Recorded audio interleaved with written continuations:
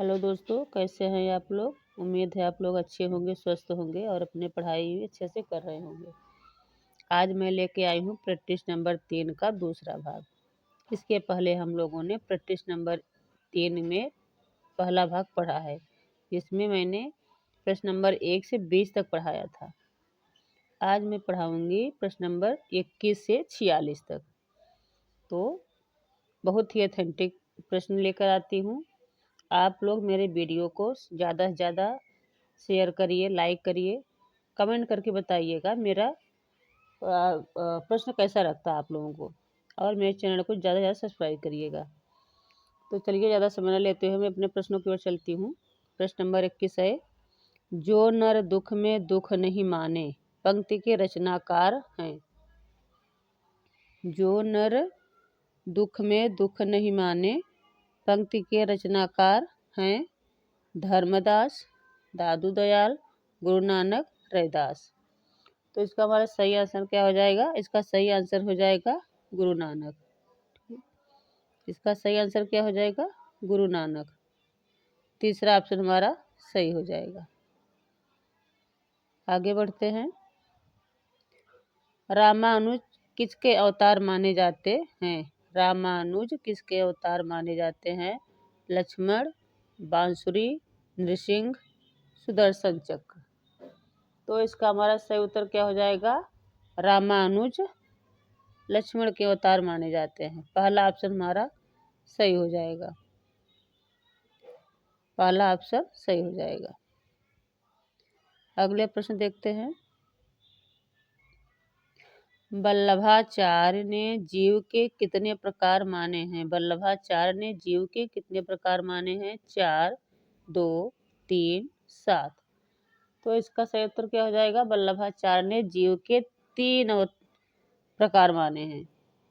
तीसरा ऑप्शन हमारा सही हो जाएगा। आगे प्रश्न देखते हैं। भक्तिमाल में कितने कवियों का वर्णन मिलता है? भक्ति काल में कितने कवियों का वर्णन मिलता है?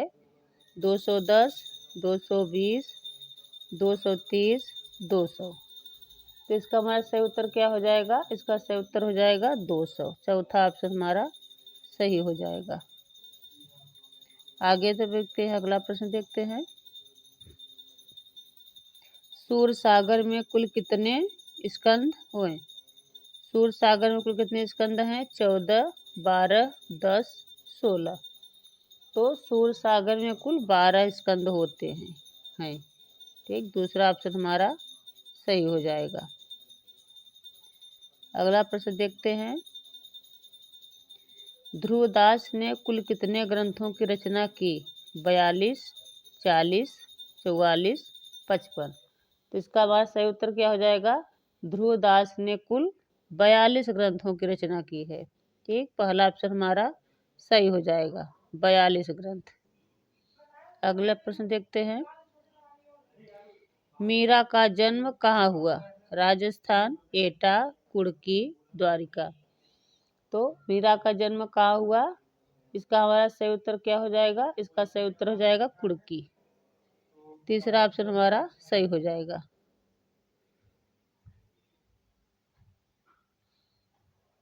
चलिए अगला प्रश्न देखते हैं। रामचरितमानस के प्रथम टीकाकार हैं।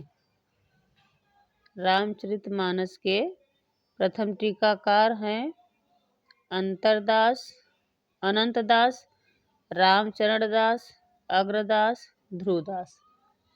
तो इसका सही उत्तर क्या हो जाएगा? रामचरितमानस के प्रथम टीकाकार रामचरणदास है। ठीक, दूसरा ऑप्शन हमारा राइट है। दूसरा ऑप्शन हमारा सही है। आगे बढ़ते हैं।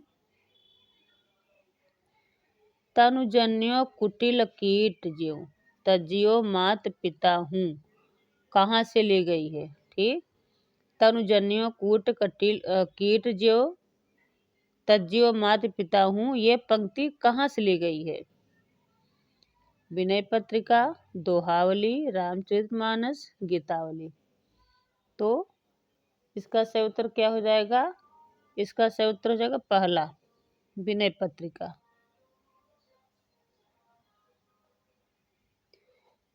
दूसरा पहला ऑप्शन हमारा सही हो जाएगा। यह प्रश्न बन सकता है, बनता भी है कि ये पंक्ति किसकी है।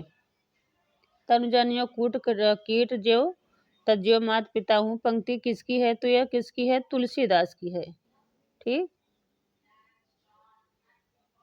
तुलसीदास की है।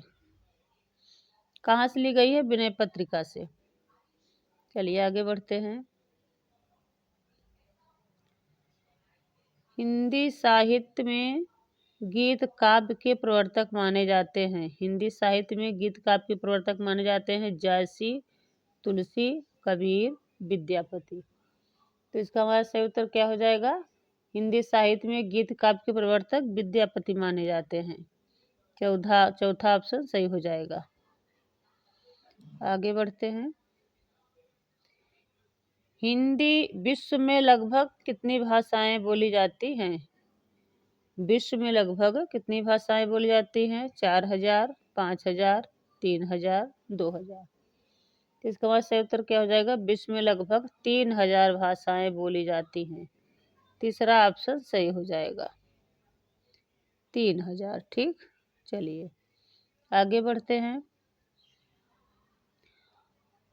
आधुनिक भारतीय आर्य भाषा का समय आधुनिक भारतीय आर्य भाषा का समय माना जाता है 500 ईसा पूर्व से 1000 ईसा पूर्व, 1500 ईसा पूर्व से 500 ईसा पूर्व, 1000 ईसा पूर्व से अब तक, या इनमें से कोई नहीं। तो इसका हमारा सही उत्तर क्या हो जाएगा, इसका हमारा सही उत्तर हो जाएगा ऑप्शन 3, 1000 ईसा पूर्व से ईस्वी से अब तक। तीसरा ऑप्शन हमारा सही हो जाएगा।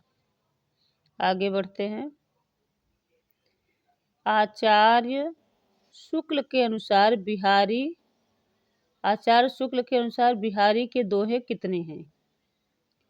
आचार्य शुक्ल के अनुसार बिहारी के दोहे कितने हैं, 728, 719, 725, 700। तो आचार्य शुक्ल ने बिहारी के 700 दोहों को माना है। ठीक, हमारा चौथा ऑप्शन सही हो जाएगा, 700। चौथा ऑप्शन सही हो जाएगा। अगला प्रश्न देखते हैं। पद्मिनी चरित प्रबंधन किसकी कृति है। पद्मिनी चरित प्रबंधन, यहाँ गलत हो गया, थोड़ा सा मिस्टेक हो गया है, प्रबंधन होगा। ठीक, होलदास, लालदास, लालचंद्र, मतीराम। तो पद्मिनी चरित्र प्रबंध तीसरा हमारे लालचंद का है। ठीक, तीसरा ऑप्शन हमारा सही हो जाएगा। आगे बढ़ते हैं। रीतिकाल को अलंकृत काल किसने कहा है। हजारी प्रसाद, मिश्र बंधु, सुमन राजे, ग्रियर्सन। तो रीतिकाल को अलंकृत काल कहने वाले मिश्र बंधु हैं। दूसरा ऑप्शन हमारा सही हो जाएगा। चलिए आगे बढ़ते हैं। रामचंद्रिका में कितने प्रकाश हैं।